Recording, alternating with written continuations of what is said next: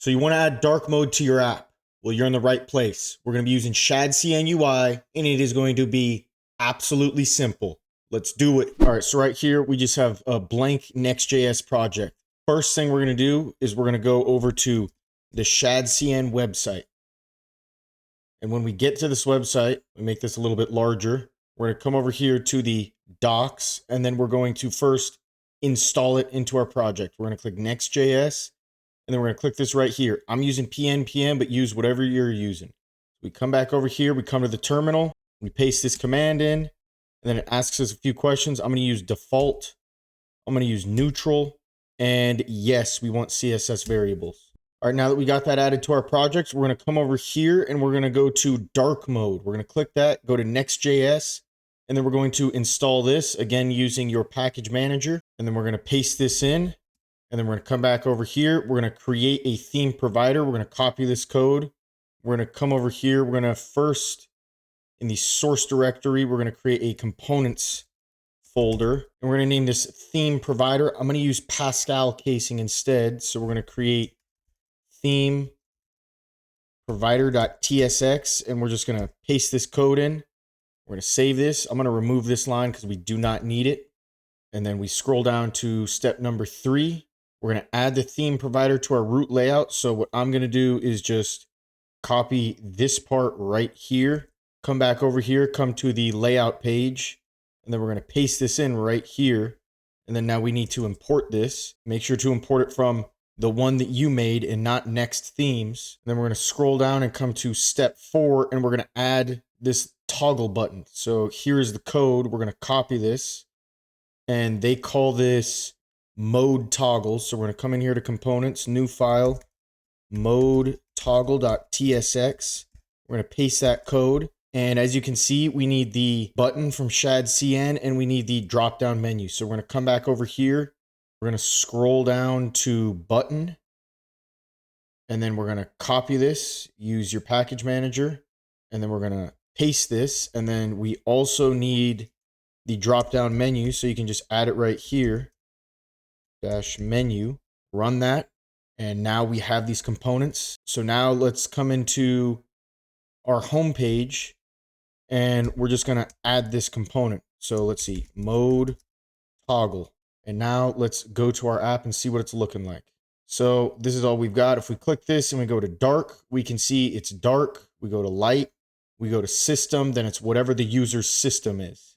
So that is how you add it to your project. But now you need to know how to actually code your CSS so you can get the most out of this. So let's just create a div right here, and we'll create a p tag inside of this, and we'll just say, what up though? And inside of this div, we'll create a class name. We'll say BG red 500. And then for this p tag, we'll give it a class name. We'll say text blue 200. And so one way that you can do it, which is not the suggested way, is you have this right here, BG red 500. Let's say when it's dark mode, we want it to be orange. So you can say dark colon BG orange 500. And then we can do the same right here. We can say dark, we can say text white. And so now when we switch to light mode, we can see it changes. This is a major hassle though, and you should not do it like this. So if we come over here to our globals.css, we can see there's all of this extra stuff in here that shadcn UI added. And so this works seamlessly with the shadcn dark mode. So instead of doing it like this, what you should do is for pretty much every single color you use, you should use one of the variables that you have in your globals.css. So when it is light mode, primary is this. When it's dark mode, primary is this. So having this as bg-primary, we switch to dark mode, we can see that it changes. And so for this, we can say text-foreground. Let's actually do background.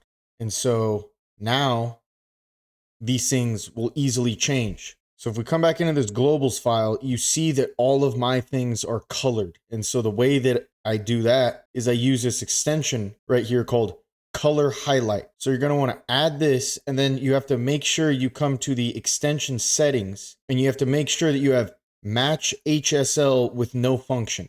If you don't have this checked, it's only going to work if you have HSL parentheses and then the numbers. If you have that checked, then it works without having it wrapped in an HSL thing. And so there are two ways that I would go about picking these colors. One way is you can go, I would type in Tailwind colors, go to this website, and then I usually pick colors that are from Tailwind. But as you can see, it's using the hex format. So we would come to some other website and say hex to HSL. We click this, we paste it in, and then you can just copy that, paste that in. So one thing you need to make sure of is you see all of these do not have commas. If we do have one that has commas, this is the problem that you will see. So let's come back to our app. When we see BG primary, it's working perfectly fine. However, if we say /50, this no longer works. Let's change this to secondary, and we can see that it has a color, and then if we say slash and then a number, it reduces the opacity. So you have to make sure that you do not have commas in here. Another way that you can easily change these colors is if you just for a second wrap this in an HSL thing, hover over this, and then you can change this. And then just come here and remove this HSL and remove this, and then boom. And one thing that I wish you could do is, I wish these could all be wrapped in HSL, but you can't do it. So if we come over here to tailwind.config and let's go to the primary default, we can see it has the HSL wrapper right here. So let's just remove this for a second, and then we see it no longer works. So if we come over here and then we wrap this in an HSL container, now it works. But if we come over here, the opacity functionality no longer works properly. And even if we remove these commas, it still doesn't work with the opacity. So if you plan on never using the opacity, then you can do this, but I would avoid doing that. So let me change this back to being wrapped with an HSL and then come back over here. So I think the best way to go about doing this is to just momentarily wrap it in this HSL and then manually pick all your colors. And so you can see we've got this blue right here. To remove all of this, and then we come over here to when it's dark mode, the primary. Let's just for a second wrap this in an HSL, and then we can manually change this. We'll make this a green color, and then we have to remove this wrapper, remove the commas, and now when we go between light mode and dark mode, it's going to use the associated CSS variables. So throughout your app, unless you're using something like gray 500 or just something like that's a one-off thing, I would make sure to name every single color throughout your entire app one of these CSS variables. Another downside is that if you say BG red 500, it has the color right here, which is very nice. Unfortunately, if you use the CSS variables, you lose that functionality, but overall, this is definitely the way to go. So there it is. You learned something? Subscribe. You want to learn some more? Watch this video right here. See you next time.